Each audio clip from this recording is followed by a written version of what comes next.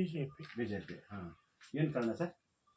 ಒಂದು ಸಶಕ್ತ ಭಾರತ ಮಾಡಲಿಕ್ಕೆ ಮೋದಿ ಅವರ ನೇತೃತ್ವ, ಭ್ರಷ್ಟಾಚಾರ ರಹಿತ ಆಡಳಿತ. ಮತ್ತೆ ಈ ಇತ್ತೀಚೆಗೆ ಎಲೆಕ್ಟ್ರೋಲ್ ಬಾಂಡ್ 6,500 ಕೋಟಿ ರೂಪಾಯಿ ಅದು ಹಗರಣ ಆಯಿತು ಅಂತೆಲ್ಲ ಹೇಳ್ತಾರಲ್ಲ, ಅದ್ರ ಬಗ್ಗೆ ಅದು ಭ್ರಷ್ಟಾಚಾರ ರಹಿತ ಅಂತ ಹೇಳ್ತೀರಾ?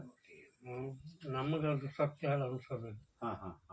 ಏನು ಮಾಡಿದ್ರು ಕಾಂಗ್ರೆಸ್ ನಮಗೆ ಇದು ಹಗರಣದಷ್ಟೇನು ಇದಲ್ಲ. ಕಾಂಗ್ರೆಸ್ನಷ್ಟು ಭ್ರಷ್ಟಾಚಾರ ಏನು ಇಲ್ಲ. ಸ್ವಲ್ಪ ಅಲ್ಪ ಸ್ವಲ್ಪ ಇರ್ಬೋದೇನೋ, ಬಟ್ ಅದರಷ್ಟಿಲ್ಲ, ಏನಿಲ್ಲ. ಆಮೇಲೆ ರೈತರಿಗೆ ನಮ್ಮಂಥವ್ರಿಗೆಲ್ಲ ಡೈರೆಕ್ಟ್ ಹಣ ಬರ್ತಾ ಇಲ್ಲ. ಯಾವ ಯೋಜನೆ ಅಡಿಯಲ್ಲಿ? ಕಿಸಾನ್ ಸಮ್ಮಾನ್ ಇರ್ಬೋದು, ಇದೆಲ್ಲ ಡೈರೆಕ್ಟ್ ನಮ್ಮ ಖಾತೆಗೆ ಬರ್ತದೆ. ಹಿಂದೆಲ್ಲ 2,000 ರೂಪಾಯಿ ತಗೊಳ್ಳಿಕ್ಕೆ 500 ರೂಪಾಯಿ ಲಂಚ ಕೊಡಬೇಕಿತ್ತು. ಈಗ ಆಗಲ್ಲ, ಪ್ರತಿ ಆಯಾ ತಾರೀಕಿಗೆ ನಮ್ಗೆ ನಮ್ಮ ಅಕೌಂಟಿಗೆ ಬಂದಿರುತ್ತೆ. ನಿಮ್ಮ ಹೆಸರೇನಂದ್ರಲ್ಲ? TG ಮೋಹನ್ ಮೂರ್ತಿ. ಮೋಹನ್ ಮೂರ್ತಿ ಅವರು. Okay okay sir. ಚುನಾವಣೆ ಬಂದಿದೆ, ಭಾಳ ಬಿಸಿಲಿಗಿಂತ ಜಾಸ್ತಿ ರಂಗೇರಿದೆ ಚುನಾವಣೆ, ರಂಗೇರಿದೆ. ಈ ಸರಿ ನಿಮ್ಮ ಒಲವು ನಿಲುವು ಯಾವ ಥರ ಇದೆ? ಎಲ್ಲರಿಗೂ ಸಮಾನವಾಗಿ ನೋಡ್ಬೇಕಾಗುತ್ತೆ. ಯಾರು ಕೆಲಸ ಮಾಡ್ತಾರೆ, ಜನರಿಗೆ ಜೊತೆ ಬರ್ತಾರೆ, ಅವರಿಗೆ ಓಟ್ ಹಾಕುತ್ತೆ. ಹೌದೇ ಆಗುತ್ತೆ. ಅದ್ರ ಪ್ರಕಾರ ಶಿವಮೊಗ್ಗ ಜಿಲ್ಲೆಯಲ್ಲಿ ಯಾರು ಅನ್ಕೊಂಡಿದ್ದೀರಿ ನೀವು?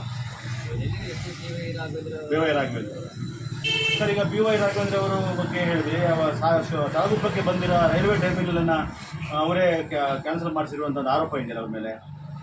ನಾವೇನು ಹೇಳಿ. ರಾಜಕೀಯ ಪ್ರೇರಿತ. ಆದರೆ ತಾಲೂಕಕ್ಕೆ ಸಿಗುವಂಥ ಒಂದು ಅವಕಾಶವನ್ನು ತಪ್ಪಿಸಿದ್ರು ಅಂತ ಹೇಳ್ತಾರಲ್ಲ?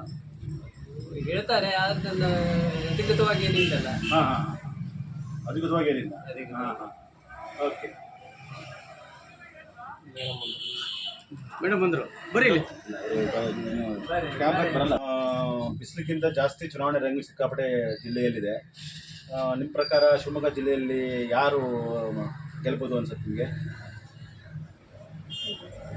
ಸಾಮಾನ್ಯ ನೋಡಿದ್ರೆ ಗೆಲ್ಬೋದು. ಮೇಡಮ್, ಈಗ BY ರಾಘವೇಂದ್ರ ಅವರು ತಾಲೂಕಕ್ಕೆ ಬಂದಿರುವ ರೈಲ್ವೆ ಟರ್ಮಿನಲನ್ನು ತಗೊಂಡೋಗಿ ಶಿವಮೊಗ್ಗದ ಹತ್ರ ಇರೋ ಅಂಗಡಿಗೆ ಹಾಕಿದ್ರು ಅಂತ ಆರೋಪ ಇದೆ.